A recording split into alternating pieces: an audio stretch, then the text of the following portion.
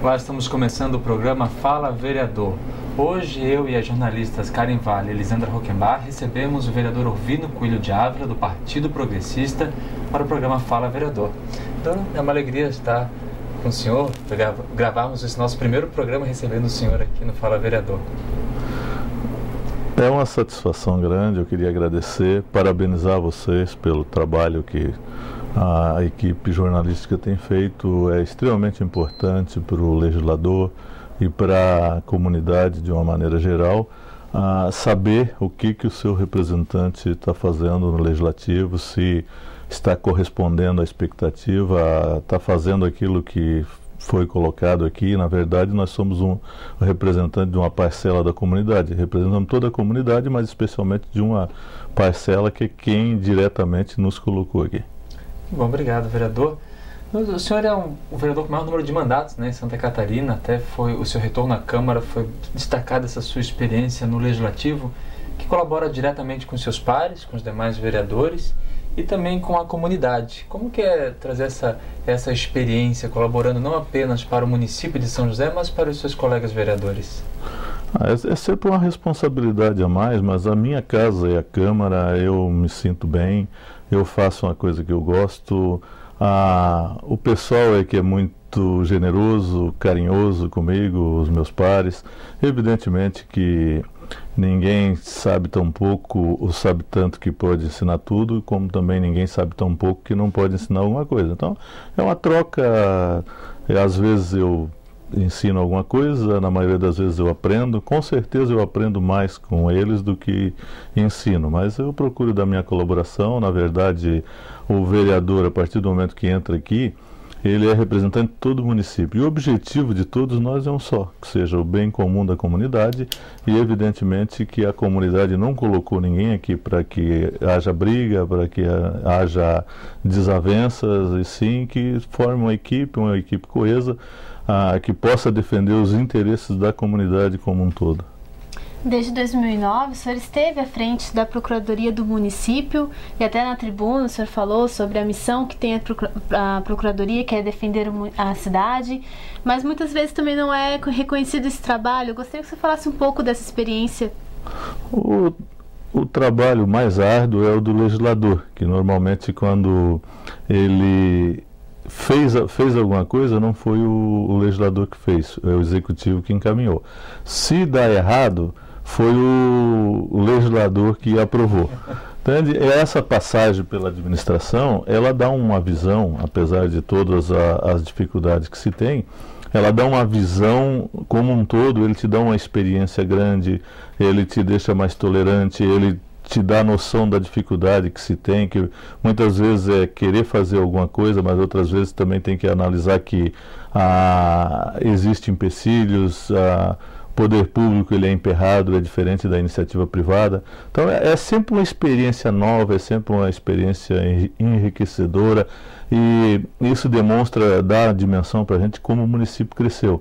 Eu já fui chefe de gabinete, eu já fui secretário da SUSP, já fui secretário da Receita, e a Procuradoria, que é o meu órgão de origem, meu cargo de carreira, mas ela era muito menor. Então a gente acha que quando a gente assume novamente uma função de tamanha responsabilidade, é que a gente vê o tamanho do município, como ele cresceu, como ele desenvolveu, te dá uma noção exata. Evidentemente que os problemas do município, eles passam todos lá pela Procuradoria. E eu falei outro dia que a Procuradoria é o órgão de defesa da administração e do munícipe, que ela tem que resguardar os interesses dessas duas categorias, que é a sua função. E um trabalho técnico, normalmente, ele não aparece, principalmente que quando aparece na Procuradoria, é porque a coisa já está encrencada. Mas é sempre uma satisfação. É hora de resolver um grande problema, né? Na maioria das vezes, sim. Agora, vereador, o senhor faz parte da Comissão de Constituição, da Justiça e Redação, né? Que importância tem essa comissão com o trabalho aqui dos vereadores na Casa Legislativa? Todas as comissões são importantes, mas a Comissão de Justiça, da qual eu tenho a honra e a satisfação de ser presidente, é uma das principais comissões, porque todas as matérias, com exceção de poucas, que é o orçamento, eles passam primeiramente na Comissão de Justiça. E a Comissão de Justiça tem a árdua missão de balizar os pares, os companheiros, dizendo se a matéria é legal e constitucional, o que acaba influenciando sobremaneira na posição a ser tomada pelos senhores vereadores. Então, é uma comissão que é extremamente importante, porque ela pode evitar de que se aprove, não adianta aprovar leis de que seja inconstitucional e que o judiciário ali na frente derrube. Vereador, nós temos acompanhado aqui na Câmara, esse ano alguns vereadores têm reclamado, se sentindo um pouco insatisfeitos com ao criarem leis e verem que não são aplicadas ou acabam caindo no esquecimento. Até colocam, poxa, a gente começa todo esse processo. Por que isso acontece, na sua opinião? São muitas vezes leis que foram no impulso, apesar de com uma boa vontade, de um bom trabalho em prol do cidadão, ou realmente há uma dificuldade de fiscalização do Poder Executivo para executar algumas leis votadas e aprovadas aqui na Casa? A colocação da tua pergunta, ela já explica uma parte da resposta. Primeiro que nós temos um contingente elevado de leis em todas as esferas, desde a federal, a estadual e a municipal. E muitas vezes é proposto algumas leis que era muito mais simples você pedir o cumprimento da lei federal. Não adianta nós adequar a lei federal. Vou cobrar. Ontem eu tive a oportunidade de pedir a vista de um projeto que solicita, obrigava, na verdade, que eu já acho uma palavra pesada, os comerciantes a fazerem a limpeza do ar-condicionado anualmente. Isso já existe uma lei federal. Então eu acho que aí nós temos que também ter um certo cuidado, no sentido, é importante que isso aconteça, mas a gente teria que achar uma maneira de cobrar a execução dessa lei federal, que é simples, quando da concessão do alvará sanitário, a própria Secretaria da Saúde poderia exigir. Então, na verdade, o não cumprimento é pelo número excessivo e muitas vezes, a grande maioria das vezes, pela falta de estrutura da máquina administrativa no sentido de cobrar. Não se tem fiscais necessários para que se atue em todas as áreas e aí você tem que priorizar. Você tem áreas que às vezes são muito mais importantes, tudo é importante, mas existe algumas áreas como meio ambiente, as construções irregulares, os avancês, que precisa ser cuidado, até porque se a coisa continuar da maneira que está, não houver um freio, não houver um mutirão, digamos assim, do Executivo juntamente com o Poder Judiciário, daqui a pouco vai ficar impossível de você andar na cidade. Então você tem que priorizar algumas coisas e uma coisa é você fazer lei e outra coisa é você colocar as leis em prática. Então seria a experiência maior e melhor de você participar. Muitas vezes é importante que você esteja no outro lado para você saber que a teoria na prática às vezes é diferente. Desculpa. Esse problema que se repete não é uma realidade apenas da Câmara Municipal, né? A gente vê que até assembleias, deputados estaduais também acabam às vezes com uma boa vontade, claro, mas criando leis que esbarram nesse mesmo problema, né? Com certeza. Isso é um problema que vem do governo federal, do governo estadual e bate aqui no governo municipal. E é a mesma coisa. Às vezes acha-se que o legislador não faz nada. Na verdade, ele não aparece tanto o trabalho, porque você tem as sessões, são 2 sessões por semana, quando no máximo uma ou outra de vez em quando, extraordinária. Mas o vereador tem uma função, trabalho ele tem bastante, basta querer fazer, e vocês são testemunha disso, que acompanham o dia a dia da Câmara e vê o trabalho que se faz. Evidentemente que nesse interim cada um tem um estilo, cada um tem uma maneira e às vezes no entender da comunidade não desenvolve aquilo que eles esperam do legislador. Eu até ia colocar essa questão do número excessivo de leis, como o senhor falou, que até pode confundir o cidadão, até mesmo cair no descrédito, como o senhor falou, número excessivo de leis no mesmo assunto. Muitas vezes pode confundir também. Exatamente. Tanto e nós, de uma maneira geral, nós temos um número excessivo e a gente sempre pensa que vai melhorar e parece que fica mais complicado. E às vezes, se você não conhecer a fundo o processo legislativo, muitas vezes você cria uma lei que você já tem uma que não foi colocada em prática.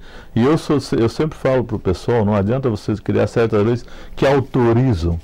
Isso é chover no molhado, não adianta você autorizar. Então, muitas vezes o legislativo extrapola a sua função, ele quer chegar no executivo, o executivo quer legislar e o judiciário muitas vezes quer fazer as duas coisas. Então, já foi pior, nós temos caminhado para que a coisa chegue a um denominador comum, que no fundo o objetivo dos poderes em si é o mesmo, é o bem comum do cidadão.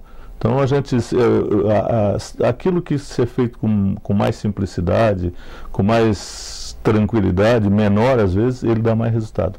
Pequenas coisas às vezes é que alcançam os objetivos. Que o cidadão ande com a lei debaixo do braço, né, vereador? Para falar assim, essa lei é verídica, ela vale e eu vou brigar por ela. Porque a maior satisfação do legislador é quando ele propõe uma lei que é competência sua e ele vê sendo ela colocada em prática e que ela traz benefício para o cidadão. Não tem satisfação nenhuma maior e melhor. Agora, vereador, vamos conversar um pouquinho sobre um assunto que foi muito discutido ano passado e este ano também, que é o Dia da Consciência Negra, né? O feriado, um projeto de lei da autoria do senhor, a qual foi aprovado aqui na Câmara e que a gente vê diversos vereadores, entre eles o Adriano de Brito, que briga bastante pela causa aqui na Casa Legislativa, e que de um tempo para cá foi cancelado o feriado devido a uma liminar, né? Esse fato, vereador, desse cancelamento do feriado, ele prejudica até que ponto? Olha, a gente tem que analisar, isso é um contexto histórico. Na verdade, esse país tem uma dívida enorme com a raça negra, que foi quem ajudou sobremaneira a desenvolver e que sempre foram tratados como cidadão de segunda.